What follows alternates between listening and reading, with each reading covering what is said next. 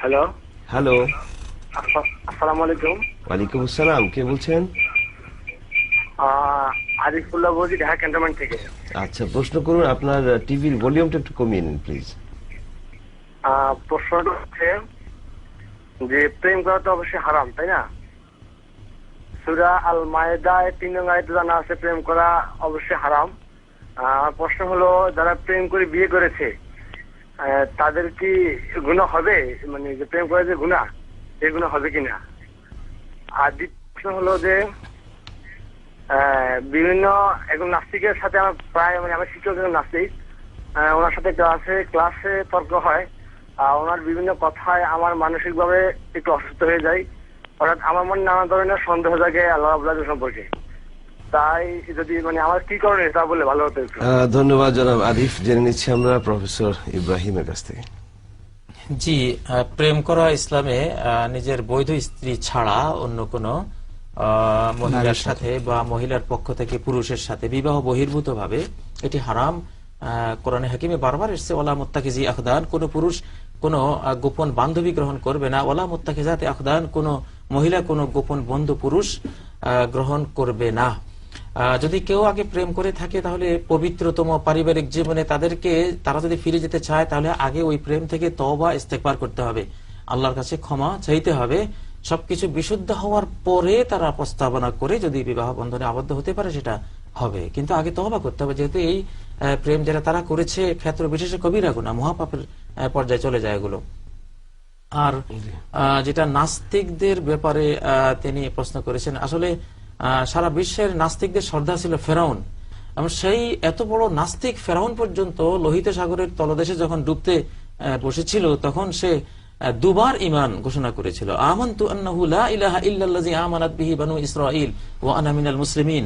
মানে ইসরাইল ইহুদি জাতি অর্থাৎ মুসা আলাইহিস সালামের উম্মাহ যেই আল্লাহর প্রতি ঈমান এনেছে, মাহবুদ রূপে গ্রহণ করেছে, এখন আমি বিশ্বাস করছি তিনি ছাড়া আর কোনো মাহবুদ নেই এবং আমি একজন মুসলিম। যে ডাবল ঈমান মানে ঘোষণা সে তখন করেছে। তো আমরা জানি যে কোনো নাস্তিক সুখের সময় সে নাস্তিক থাকে, যখন কোনো বড় বিপদে পড়ে তার নাস্তিক্য সেই ধারণা থাকে না, তখন সে চরম মুহূর্তে নিশ্চয় সৃষ্টিকর্তার দিকেই ধাবিত হয়। জনাব আরিফ যেটি জানতে চেয়েছিলেন সেটি হচ্ছে যে তার শিক্ষক এমন এমন কথা বলেন আল্লাহর সম্পর্কে যার দ্বারা তার মনের ভিতরে সন্দেহের বীজ বুনে যায়। তো এক্ষেত্রে মাঝে মাঝে তিনি হয়তো দোদুল্যমান অবস্থায় থাকেন, আল্লাহর অস্তিত্ব নিয়ে সন্দিহান হয়ে যান। এক্ষেত্রে তার করণীয় কি? এই ক্ষেত্রে তিনি আমানতু বিল্লাহ বা লা ইলাহা ইল্লাল্লাহ, আল্লাহর প্রতি যে ঈমান আনার যে ঘোষণাগুলি এটা তিনি করবেন। আর একটা ঘটনা আমার মনে পড়ে, আরব জাহানের কোন এক বিদ্যালয়ে এক ওস্তাদ তিনি তার ষষ্ঠ শ্রেণীতে ছাত্রদেরকে বলছিলেন যে আল্লাহর অস্তিত্ব সম্পর্কে, তোমরা কি আল্লাহকে দেখেছো? তারা বলল না, দেখিনি। তো যেটা তোমরা দেখোনি সেটা বিশ্বাস করো কেন? তখন সাথে সাথে ছোট্ট শিশু একটা উঠলো, সে বলল যে ওস্তাদ আমাকে আপনি একটু অনুমতি দেন, আমি একটু কথা বলি।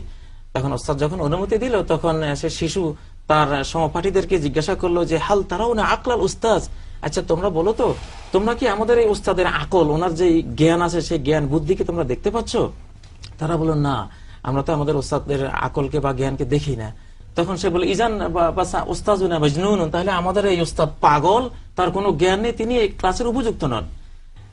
তো আসলে আল্লাহর অস্তিত্ব সম্পর্কে গোটা বিশ্বের প্রতিটি অনুকণা পর্যন্ত এটা সাক্ষী যে প্রত্যেকটি সৃষ্টি ইকরা বিসমি রাব্বিকাল্লাযী খালাক বিদলিলিল খালক, এই যে এত বিপুল পরিমাণে সৃষ্টি মহাবিশ্ব জুড়ে বিরাজমান আছেন, এর প্রত্যেকটি তার সৃষ্টিকর্তা দলিল বহন করে, আর কোন দলিলের কোনো প্রয়োজন নেই। আল্লাহর অস্তিত্ব স্বীকার করার জন্য টাইটেল ভাষা হওয়ার কোনো প্রয়োজন নেই, এমএ ভাষারও দরকার নেই। এই বিশ্ব চরাচরের এই যে সাধারণ সৃষ্টি, আমরা প্রত্যেকটি অস্তিত্ব বলে দিচ্ছে যে আল্লাহর সৃষ্টি জগতের সর্বত্রই বিরাজমান। একটা জিনিস সম্পর্কে সতর্ক থাকতে হবে, যারা মানুষকে কনফিউজড করে, বিশেষ করে স্রষ্টার মতো মহান সত্তা সম্পর্কে আমাদের বিভ্রান্তি ছড়ায়, সংশয় সৃষ্টি করে, তাহলে সেই ধরনের ক্লাস উপস্থিত হওয়া অথবা সেই ধরনের ডিসকাশনে অংশগ্রহণ করাটা আসলে মোটেই বৈধ হবে না। এদের থেকে দূরে থাকাই উত্তম। ধন্যবাদ দিচ্ছি একটি